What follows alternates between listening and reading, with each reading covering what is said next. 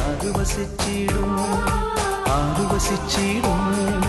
അവിടുത്തെ നിർമ്മലഗിരിയിൽ ആരു പ്രവേശിക്കും, ആരു പ്രവേശിക്കും, ആരു പ്രവേശിക്കും, ആരു പ്രവേശിക്കും?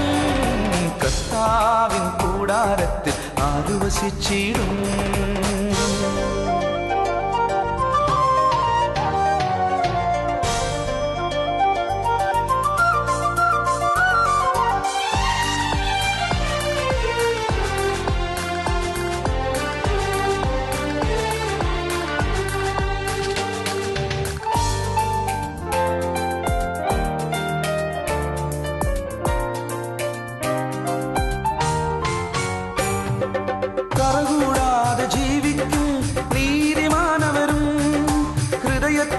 സത്യം മാത്രം കരുതും മാനവരും, ദോഷമൊന്നും സോദരനെതിരെ ചെയ്യാമാനവരും, നാവുകൊണ്ടു വഞ്ചനയൊന്നും പറയാമാനവരും.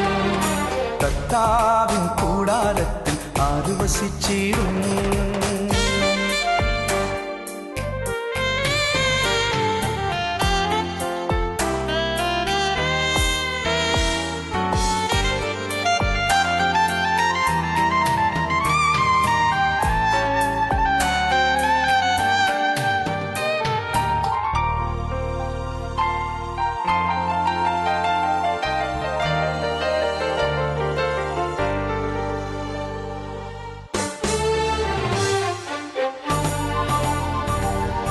സോദരനെ തന്നെ പോലെ കരുതും മാനവരും. എല്ലാ വീക്ഷകർക്കും ബ്ലെസ്സിംഗ് കർണാടക TV പ്രോഗ്രാം നാമത്തിൽ എൻ്റെ സ്നേഹവന്ദനം. ഞാനിന്ന് നിങ്ങളോട് പറയുവാൻ ഇഷ്ടപ്പെടുന്ന സബ്ജക്റ്റ് ആരാണ് ഭാഗ്യവാന്മാർ? സങ്കീർത്തനം 32-ാം അധ്യായം 32-ന്റെ 1-2 വാക്യം. ലംഘനം ക്ഷമിച്ചും പാപം മറിച്ചും കിട്ടിയവർ ഭാഗ്യവാൻ. യഹോവ അകൃത്യം കണക്കിടാതെയും ആത്മാവിൽ കപടമില്ലാതെയും ഇരിക്കുന്ന മനുഷ്യൻ ഭാഗ്യവാൻ. സ്തോത്രം. യേശുക്രിസ്തു നമ്മുടെ പാപത്തിന് വേണ്ടി മരിച്ചടക്കപ്പെട്ട് ഒരു തൊട്ട് രക്തമില്ലാതെ നമുക്ക് വേണ്ടി ചൊരിഞ്ഞ് അടക്കപ്പെട്ട് 3-ാം ദിവസം ഉയർത്തെഴുന്നേറ്റ് ഇന്ന് ജീവിക്കുന്ന ദൈവമാണ് നമ്മുടെ യേശുക്രിസ്തു. പാപത്തിൻ്റെ പരിഹാരത്തിന് രക്തം ചൊരിഞ്ഞ് ആ രക്തം നമ്മുടെ പാപത്തിൽ നിന്ന് വിടുവിക്കുന്നു. ആ രക്തത്തിൽ കൂടെയാണ് നമുക്ക് ഓരോരുത്തർക്കും വിടുതൽ കിട്ടുന്നത്. ശാപത്തിൽ നിന്ന്, രോഗത്തിൽ നിന്ന്, പാപത്തിൽ നിന്ന് ദൈവം നമ്മുടെ ഈ 3 കാര്യം രോഗത്തിന് വേണ്ടി യേശുവിൻ്റെ രക്തത്തിൽ കൂടെ നമുക്ക് എല്ലാവിധ അനുഗ്രഹവും ആശീർവാദവും സമാധാനവും സന്തോഷവും ലഭിക്കുന്നു. അതായത് നമ്മുടെ പാപങ്ങളെ ഏറ്റുപറഞ്ഞ് ഉപേക്ഷിക്കുന്നുവെങ്കിൽ അവൻ്റെ പുത്രനായ യേശു ക്രിസ്തുവിൻ്റെ രക്തം സകല പാപവും പോക്കി നമ്മെ ശുദ്ധീകരിക്കുന്നു. 1 യോഹന്നാൻ 1-ാം അധ്യായം 7 മുതൽ 9 വരെയുള്ള വാക്യം വായിച്ചു നോക്കുമ്പോൾ ആര് പാപപരിഹാരം പ്രാപിച്ച് ഹൃദയശുദ്ധിയുള്ളവരായി തീരുന്നോ അവരാണ് ഭാഗ്യവാൻ. ആരാണ് ഭാഗ്യവാന്? ഹൃദയശുദ്ധിയുള്ളവർ ഭാഗ്യവാന്. പാപപരിഹാരം പ്രാപിച്ച് ഹൃദയശുദ്ധിയുള്ളവരായി തീരുന്നോ അവരാണ് ഭാഗ്യവാന്മാർ. ഈ ലോകത്തിൽ പണമോ പദവിയോ സൗന്ദര്യമോ ആരോഗ്യമോ, നിനക്കിഷ്ടം പോലെ ബാങ്ക് ബാലൻസ് കാണും, നിൻ്റെ വീടിൻ്റെ മുറ്റത്ത് 2, 3, 4 കാറ് കാണും, 2, 3 നില കെട്ടിടം കാണും. അയ്യോ, ഒന്നുമില്ലാത്തവരും അത് നോക്കിക്കൊണ്ട് പോകും അവൻ എന്ത് ഭാഗ്യവാനാണെന്ന്. ഒരിക്കലുമല്ല. അതൊരു ഭാഗ്യമായിട്ട് ആരും കരുതണ്ട. അത് ഭാഗ്യമല്ല. ഇതൊക്കെ വെറും ക്ഷണം നേരം കൊണ്ട് തീർന്നു പോകുന്നതാണ്. ഒരു കാറ്റ് വന്നാൽ മതി. നമ്മുടെ ഒരു ശ്വാസം എവിടുന്ന് വരുന്ന എവിടേക്ക് പോകുന്നെന്ന് അറിയത്തില്ല. ഏത് നിമിഷത്തിൽ എന്താവുമെന്ന് നമ്മൾ അറിയുന്നില്ല.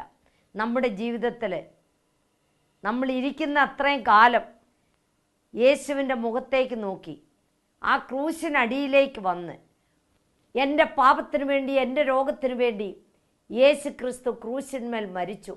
ആ യേശുവിൻ്റെ മുഖത്തേക്ക് നോക്കിക്കൊണ്ട് നമ്മുടെ എല്ലാ അഹങ്കാര പാവങ്ങളും, എല്ലാം വിട്ടുവിട്ട് താഴ്മയോടും വിനയത്തോടും കൂടെ ആ യേശുവിൻ്റെ മുഖം മാത്രം നോക്കിക്കൊണ്ട് ജീവിച്ചാൽ ഇതൊക്കെ ക്ഷണനേരത്തേക്ക് ഇത് ക്ഷണനേരം കൊണ്ട് എല്ലാം പോകുന്നതാണ്.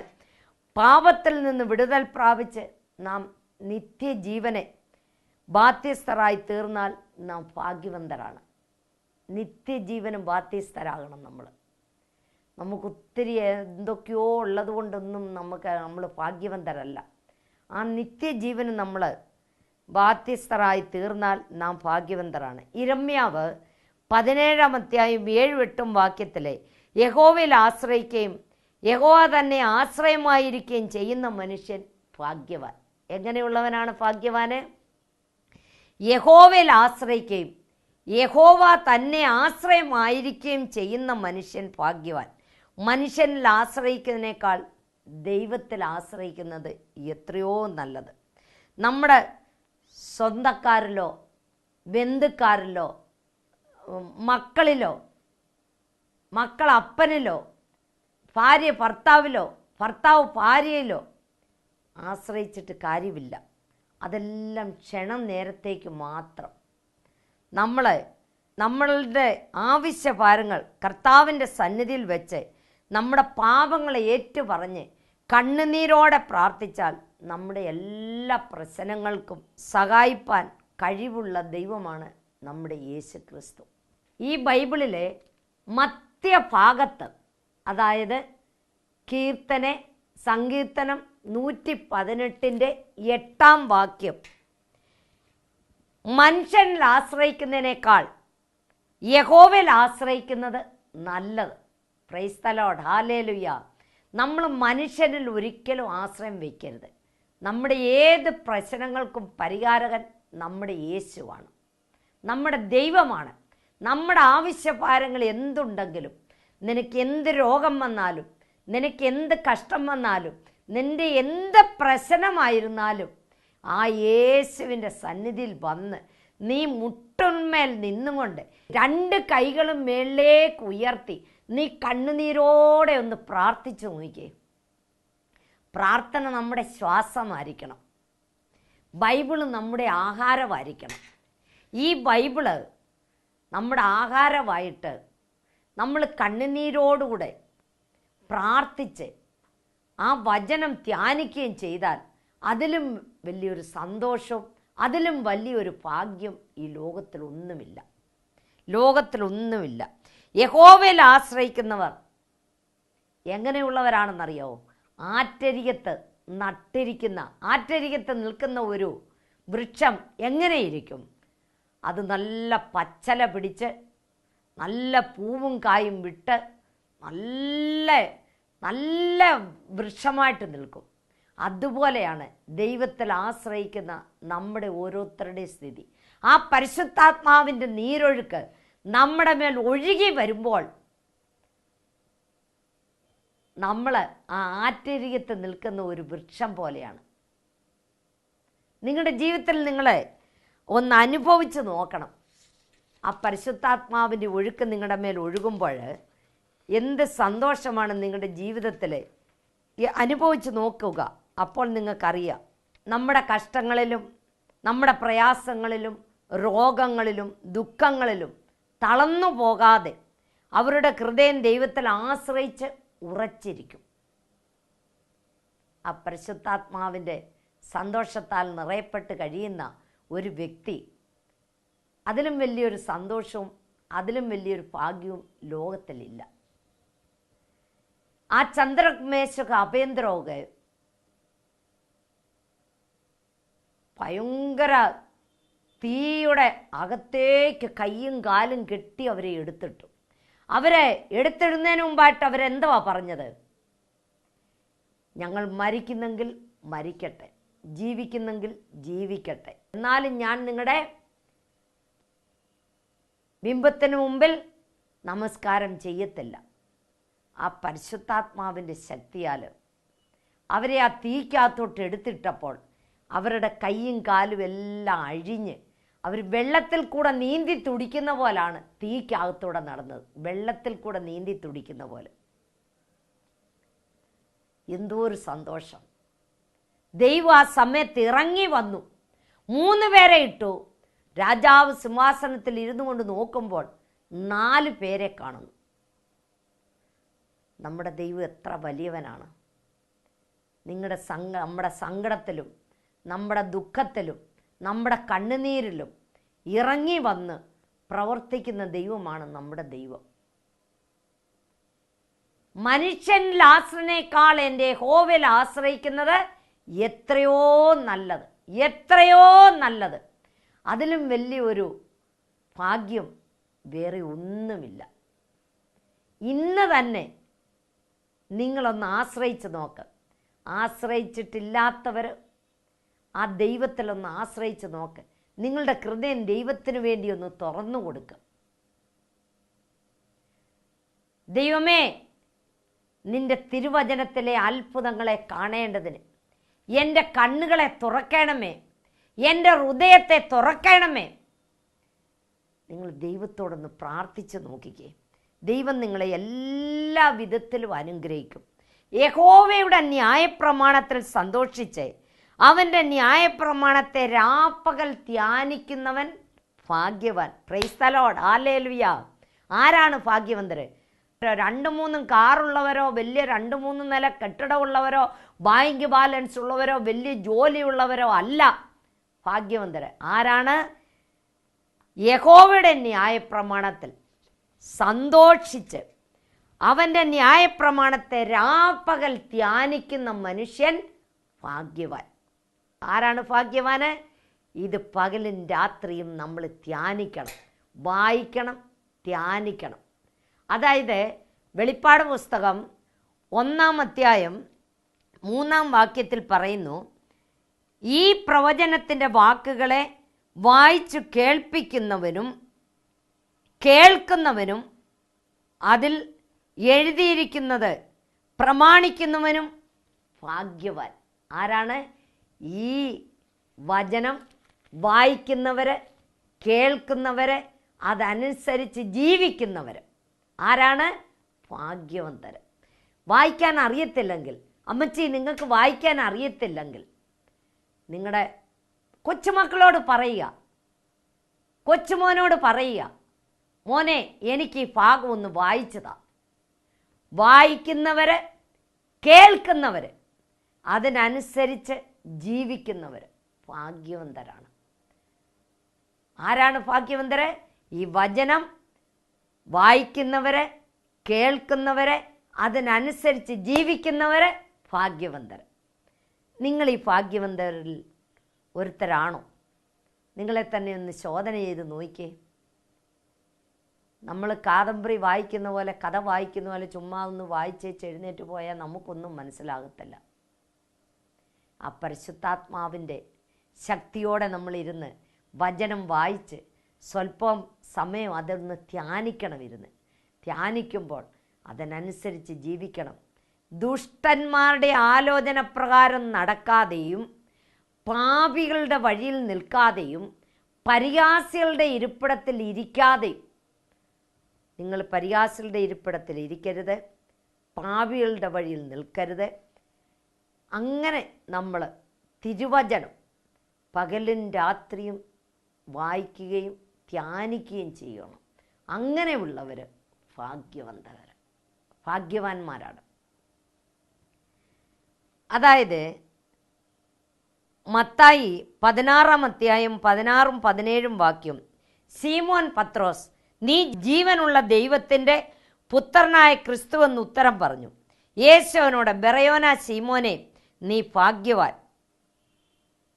ജഡരക്തങ്ങളല്ല, സ്വർഗസ്ഥനായ എൻ്റെ പിതാവത്രേ നിനക്കിത് വെളിപ്പെടുത്തിയത്. യേശുവിനെ യഥാർത്ഥ രീതിയിൽ ആരറിയുന്നു, അതാണ് ജീവിതത്തിലെ ഏറ്റവും വലിയ ഭാഗ്യം.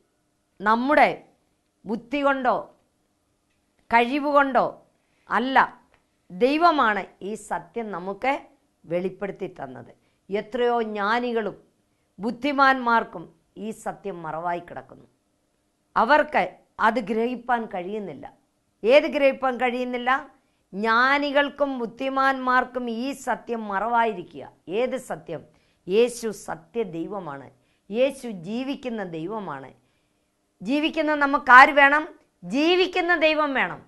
സംസാരിക്കുന്ന നമുക്ക് ആര് വേണം? സംസാരിക്കുന്ന ദൈവം വേണം. ഈ വചനം വായിച്ച് നിന്നെ സൗഖ്യമാക്കുന്ന ദൈവമാണ് യേശു. ഈ വചനം വായിച്ച് എല്ലാവർക്കും സൗഖ്യം വേണം. യേശു വേണ്ട, സൗഖ്യം വേണം. സൗഖ്യമായി കഴിയുമ്പോൾ പിന്നെ യേശുവും വേണ്ട, ഒന്നും വേണ്ട. സൗഖ്യമല്ല നമുക്ക് മുഖ്യം, അത് ദൈവം നമുക്ക് തരും. ആത്മീയമായും ഭൗമികമായും ദൈവം നമ്മളെ അനുഗ്രഹിക്കും. നമുക്കൊന്ന് വേണം, നിത്യജീവൻ വേണം, നിത്യസ്വർഗം വേണം. എനിക്ക് സ്വർഗരാജ്യത്തിൽ പോകണം, എനിക്ക് നിത്യരാജ്യത്തിൽ ചേരണം, എനിക്ക് നിത്യജീവൻ വേണം. ആ ഒരാശ നമ്മുടെ ജീവിതത്തിൽ എപ്പോഴും ഉണ്ടായിരിക്കണം. അതുള്ളവരാണ് ഭാഗ്യവാന്മാർ. യോഹന്നാന്റെ സുവിശേഷം 17-ാം അധ്യായം 3-ാം വാക്യം, ഏകസത്യ ദൈവമായ നിന്നെയും നീ അയച്ച യേശുക്രിസ്തുവിനെയും അറിയുന്നത് തന്നെ നിത്യജീവൻ ആകുന്നു. ഏകസത്യമായ ദൈവമായ നിന്നെയും നീ അയച്ച യേശുവിനെയും അറിയുന്നത് തന്നെ നിത്യജീവനാകുന്നു. യേശുക്രിസ്തുവിനെ യഥാർത്ഥമായി അറിയുകയും യേശുക്രിസ്തുവിനെ ഹൃദയത്തിൽ സ്വീകരിക്കുകയും അന്യോന്യതയിൽ നടക്കുകയും ചെയ്ത് നിത്യജീവനെ ആര് ബാധ്യസ്ഥരാകുന്നോ അവരാണ് യഥാർത്ഥ ഭാഗ്യവാന്മാർ. ആരാണ് യഥാർത്ഥ ഭാഗ്യവാന്മാർ? യേശുക്രിസ്തുവിനെ യഥാർത്ഥമായി അറിയുകയും യേശുക്രിസ്തുവിനെ ഹൃദയത്തിൽ സ്വീകരിക്കുകയും അന്യോന്യതയിൽ, ആ ദേവരും മക്കളുമായിട്ടുള്ള അന്യോന്യതയിൽ നടക്കുകയും ചെയ്ത് നിത്യജീവനെ ആര് ബാധ്യസ്ഥരാകുന്നോ അവരാണ് യഥാർത്ഥ ഭാഗ്യവാന്മാർ. വെളിപ്പാട് 1-ാം അധ്യായം 3-ാമത്തെ വാക്യത്തിൽ ഈ പ്രവചനത്തിൻ്റെ വാക്കുകളെ വായിച്ച് കേൾപ്പിക്കുന്നവനും കേൾക്കുന്നവനും അത് പ്രമാണിച്ച് നടക്കുന്നവനും ഭാഗ്യവാൻ. ഞാൻ നിങ്ങളോട് പറഞ്ഞല്ലോ, നമ്മളെപ്പോഴും വചനം വായിക്കണം. നമുക്ക് ആഹാരമില്ലാതെ ജീവിക്കാൻ പറ്റത്തില്ല. നമ്മുടെ ആഹാരം എന്തായിരിക്കണം? ഈ വചനമായിരിക്കണം. നമുക്ക് ശ്വാസമില്ലാതെ നമുക്ക് ഒരു 2 മിനിറ്റ് കൂടുതൽ ഇരിക്കാമോ എന്നറിയത്തില്ല. നമ്മുടെ ശ്വാസം എന്തായിരിക്കണം? പ്രാർത്ഥനയായിരിക്കണം. നമ്മുടെ ആഹാരം എന്തായിരിക്കണം? ആഹാരമില്ലാതെ മനുഷ്യന് ജീവിക്കാൻ പറ്റുമോ? ഒരിക്കലും പറ്റത്തില്ല. അതുപോലെ ഈ വചനമില്ലാതെ നമുക്ക് ജീവിക്കാൻ പറ്റത്തില്ല. വചനം വായിക്കണം. വായിക്കാൻ അറിയത്തില്ലാത്തവർ മറ്റുള്ളവരെ കൊണ്ട് വായിച്ച് കേൾക്കണം. കേട്ട് നമ്മൾ അതിനനുസരിച്ച് ജീവിക്കണം. ജീവിച്ചാൽ നമുക്ക് എല്ലാവിധ ആശീർവാദവും ദൈവം തരും. വെളിപ്പാട് 14-ാം അധ്യായം 13-ാമത്തെ വാക്യത്തിനകത്ത്, കർത്താവിൽ മരിക്കുന്ന വൃദ്ധന്മാർ ഭാഗ്യവാന്മാർ. കർത്താവിന് വേണ്ടി ജീവിച്ച് ആര് മരിക്കുന്നോ അവർ ഭാഗ്യവാന്മാർ. അവർ മരിക്കുകയല്ല, ഉറങ്ങുകയാണ്. അവർക്ക് ദീർഘനിദ്രയാണ്. അവരെ ഉണർത്തുവാനായിട്ട് കർത്താവ് വേഗം വരും. വരുമ്പോൾ അവർ ഉയർത്തെഴുന്നേൽക്കും. വെളിപ്പാട് 20-ാം അധ്യായം 6-ാം വാക്യം, ഒന്നാമത്തെ പുനരുത്ഥാനത്തിൽ പങ്കുള്ളവൻ ഭാഗ്യവാനും വിശുദ്ധനുമാകുന്നു. 2 പുനരുത്ഥാനമുണ്ട്. അതിൽ ഒന്ന്, കർത്താവ് മധ്യാകാശത്തിൽ വരുമ്പോൾ തൻ്റെ വിശുദ്ധന്മാർ പുനരുത്ഥാനം പ്രാപിച്ച് കർത്താവിനോടുകൂടി എടുക്കപ്പെടുന്നു. അതാണ് ആദ്യത്തെ പുനരുത്ഥാനം. ആ പുനരുത്ഥാനത്തിൽ ആർക്ക് സാധിക്കുന്നോ അവരാണ് ഭാഗ്യവാന്മാരും വിശുദ്ധരും. കർത്താവെ, ആദ്യത്തെ പുനരുത്ഥാനത്തിൽ ചേരുവാൻ എന്നെ നീ ഒരുക്കണമെന്ന് ദയവ് ചെയ്ത് നിങ്ങൾ ഓരോരുത്തരും പ്രാർത്ഥിക്കണം. ലംഘനം ക്ഷമിച്ചും പാപം മറച്ചും കിട്ടിയ മനുഷ്യൻ ഭാഗ്യവാൻ. എൻ്റെ പാപത്തിൽ നിന്നും എനിക്ക് വിടുതലായിട്ടുണ്ടോ? എനിക്ക് സ്വർഗരാജ്യത്തിൽ പോകാൻ സാധിക്കുമോ? എനിക്ക് ആ നിത്യരാജ്യത്തിൽ പോകാൻ സാധിക്കുമോ? ഞാൻ ഭാഗ്യവതിയാണോ? ഞാൻ ഭാഗ്യവാനാണോ? നിങ്ങൾ നിങ്ങളെ തന്നെ ഒന്ന് ശോധന ചെയ്ത് നോക്കാം. എനിക്ക് എൻ്റെ യേശുവിനോടുകൂടെ സ്വർഗരാജ്യത്തിൽ ചേരണം. ആ നിത്യരാജ്യത്തിൽ ചേരണം. നിത്യസ്വർഗത്തിൽ പോകണം. എപ്പോഴും നമ്മുടെ അഹങ്കാര പാവം എല്ലാം വിട്ടുവിട്ട് താഴ്മയോടും വിനയത്തോടും കൂടെ ദൈവസന്നിധിയിൽ വന്ന് ലംഘനം ക്ഷമിച്ചും പാപം മറച്ചും കിട്ടിയ മനുഷ്യൻ ഭാഗ്യവാൻ. ആരാണ് ഭാഗ്യവാന്? നമ്മുടെ പാപം ക്ഷമിച്ച് കിട്ടിയ, ലംഘനം ക്ഷമിച്ചും പാപം മറച്ചും കിട്ടിയ മനുഷ്യൻ ഭാഗ്യവാൻ. നിങ്ങളുടെ പാപങ്ങളെല്ലാം ദൈവസന്നിധിയിൽ ഏറ്റുപറഞ്ഞ് നമ്മുടെ പാപങ്ങളെ രക്ഷിപ്പാനായി, നമ്മളെ രക്ഷിപ്പാനായിട്ടാണ് യേശു ക്രിസ്തു ഈ ലോകത്തിൽ വന്ന്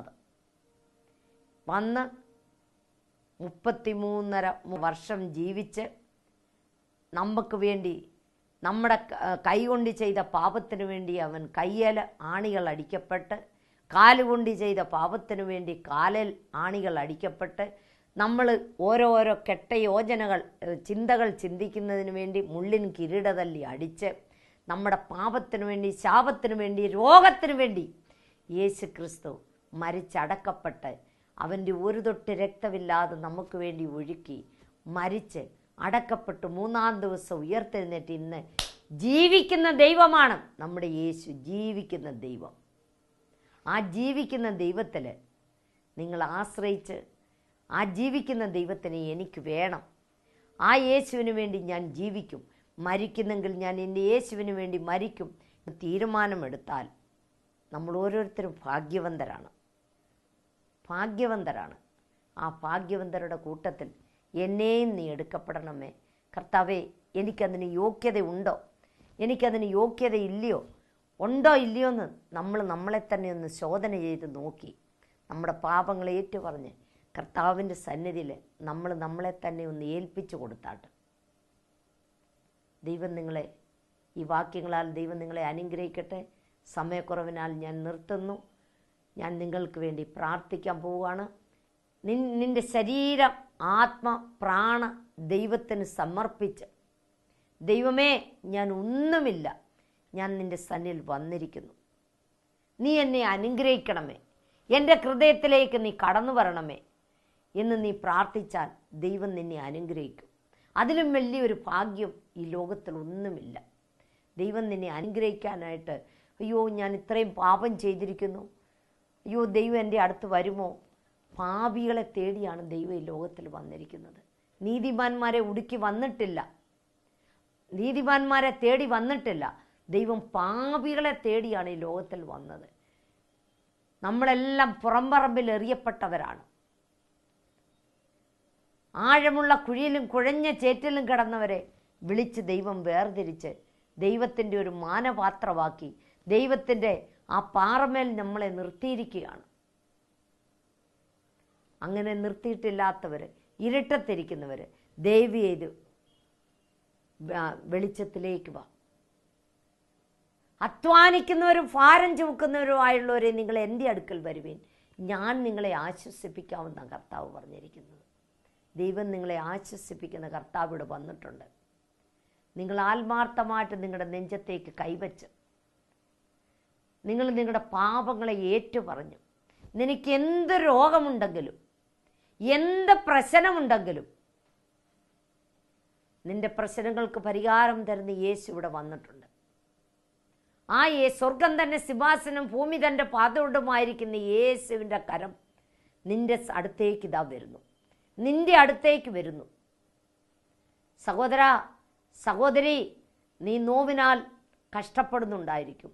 നിനക്ക് പുറത്ത് വേദന ഉണ്ടായിരിക്കും, നിനക്ക് തലവേദനയായിരിക്കും, നിനക്ക് വയറ്റുവേദനയായിരിക്കും, നിനക്ക് കാലുവേദനയായിരിക്കും, നീ എയ്ഡ്സ് രോഗത്താൽ ഭാരപ്പെടുന്നുണ്ടായിരിക്കും, നീ കാൻസർ രോഗത്താൽ ഭാരപ്പെടുന്നുണ്ടായിരിക്കും, നിന്റെ തലയിൽ ക്യാൻസർ ആയിരിക്കും, നിന്റെ യദമേലെ ക്യാൻസർ ആയിരിക്കും, നിന്റെ യൂട്രസിനകത്ത് ക്യാൻസർ ആയിരിക്കും, നിന്റെ എല്ലിനകത്ത് ക്യാൻസർ ആയിരിക്കും. നിനക്ക് എവിടെ ക്യാൻസർ ഉണ്ടെങ്കിലും, എന്ത് രോഗമായിരുന്നാലും ആ ഭാഗത്ത് കൈവയ്ക്ക് യേശുവിൻ്റെ കരം നിങ്ങളുടെ മേലെ വരുന്നു. ഹല്ലേലൂയ, സ്തോത്ര സ്തോത്ര സ്തോത്രം. കരുണാസമ്പന്നൻ നിത്യനുമായ ഞങ്ങളുടെ വാഴ്ത്തപ്പെട്ട സ്വർഗ്ഗസ്ഥ പിതാവേ, അപ്പ ലംഘനം ക്ഷമിച്ചും പാപം മറച്ചും കിട്ടിയ മനുഷ്യൻ ഭാഗ്യവാനപ്പ. ആ ഭാഗ്യവന്തവരുടെ കൂട്ടത്തിൽ ഓരോരുത്തരെ നീ എടുക്കപ്പെടണമേ അപ്പ. അവരുടെ പാപങ്ങളെല്ലാം ക്ഷമിക്കണമേ അപ്പ. യേശുവേ, അവരുടെ രോഗത്തിൽ നീ വിടുതൽ കൊടുക്കണമേ അപ്പ. നീ വിടുതൽ കൊടുക്കുന്ന ദൈവമാണപ്പ. നീ ശാന്തി സമാധാനം കൊടുക്കുന്ന ദൈവമാണപ്പ. ഈ ലോകം കൊടുക്കുന്ന സമാധാനം ശാശ്വതമല്ലപ്പ. നീ കൊടുക്കുന്ന സമാധാനം ശാശ്വതമായ സമാധാനമാണപ്പാ, നിത്യമായ സമാധാനമാണപ്പാ. യേശുവേ, നീ അവരോട് ഇടപെടണമേ അപ്പാ, നീ അവരെ തൊടണമേ അപ്പാ. രോഗത്താൽ എത്ര ജനങ്ങൾ കഷ്ടപ്പെടുന്നപ്പാ, അവർക്ക് നീ സമാധാനത്തെ കൊടുക്കണമേ അപ്പാ, നീ അവർക്ക് വിടുതൽ കൊടുക്കണമേ അപ്പാ. അവരുടെ ശരീരത്തിലുള്ള എല്ലാ ബാധകളും, എല്ലാ രോഗങ്ങളും, എല്ലാ ശാപങ്ങളും, എല്ലാ സൈത്താൻ പീഡകളും, എല്ലാ കൂടാത്രങ്ങളും ഇപ്പോൾ തന്നെ, എല്ലാ നേർച്ച കാഴ്ചകളും ഇപ്പോൾ തന്നെ യേശുവിന്റെ നാമത്തിൽ, യേശുവിന്റെ നാമത്തിൽ, സർവശക്തനായ യേശുവിന്റെ നാമത്തിൽ, സർവവ്യാപിയായ യേശുവിന്റെ നാമത്തിൽ, സർവജ്ഞാനിയായ യേശുവിന്റെ നാമത്തിൽ, അഖിലാണ്ട സൃഷ്ടിതാവായ യേശുവിന്റെ നാമത്തിൽ ഇപ്പോൾ തന്നെ വിട്ടുമാറട്ടെ. യേശുവിൻ നാമത്തിൽ വിട്ടുമാറട്ടെ, യേശുവിൻ നാമത്തിൽ വിട്ടുമാറട്ടെ. അപ്പാ, നീ അവർക്ക് വിടുതൽ കൊടുക്കണമേ അപ്പാ, നീ അവർക്ക് വിടുതൽ കൊടുക്കണമേ അപ്പാ. യേശുവേ, ആ സ്വർഗരാജ്യത്തിന് അംഗമാക്കി തീർക്കണമേ അപ്പാ, നിത്യരാജ്യത്തിന് അംഗമാക്കി തീർക്കണമേ അപ്പാ. യേശുവേ, നീ കൈവിടല്ലപ്പാ, ഒരിക്കലും നശിച്ചു പോവാൻ നീ സമ്മതിക്കല്ലപ്പാ, തളർന്നും ക്ഷീണിച്ചും പോവാൻ നീ സമ്മതിക്കല്ലപ്പാ. നിനക്ക് വേണ്ടി ജീവിക്കുന്ന മക്കളാക്കി തീർക്കണമേ അപ്പാ. യേശുവേ, നീ കൈവിടല്ലപ്പാ, നീ കൈവിടല്ലപ്പാ. യേശുവേ, നീ കൂടെ ഇരുന്ന് പ്രവർത്തിക്കണമേ. സകലവും എൻ്റെ യേശുവിൻ്റെ നാമത്തിൽ താഴ്മയെ അപേക്ഷിക്കുന്ന കൃപയോടെ കേൾക്കണമേ. ആമേൻ.